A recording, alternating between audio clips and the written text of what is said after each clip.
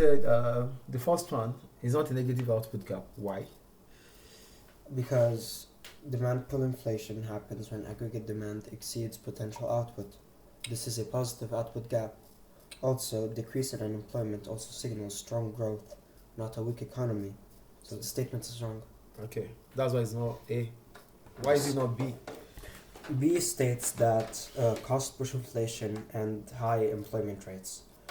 Cost push inflation is caused by higher costs like oil prices, wages, not by an output gap itself. Okay. Also, high employment is inconsistent with a negative output gap. We'd expect higher unemployment, so the statement is wrong. Okay. I see. Real GDP growth less than the long-term productive potential. And that's what This is exactly the definition of a negative output gap. Okay. And D. Real GDP growth more than the long-term productive potential. That's a positive output gap. The economy is like overheating, and demand is greater than It's capacity. above the trend level, right? Yeah, demand is greater than the capacity, so it's wrong. Okay. So for a negative output gap, it is expected that the growth rate is less than the long-term productive potential. Is that? Yes. That's negative output gap. Done. Then we have 4. It said between 2010 and 2016, Indonesia recorded a 44.4% fall in the value of its exports. This resulted from a decrease in the demand for Indonesian clothing.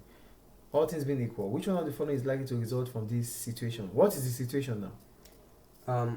The situation is that between 2010 and 2016, Indonesia's exports fell because of falling demand for Indonesian clothing.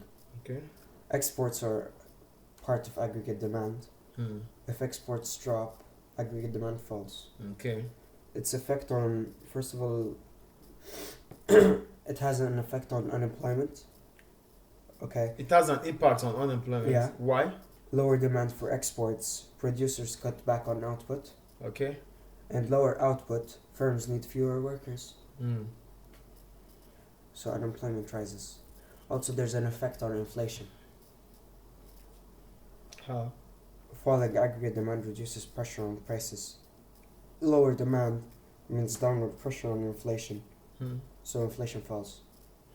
Because demand reduces. Yes. Now, what kind of unemployment is this unemployment in Indonesia? This unemployment is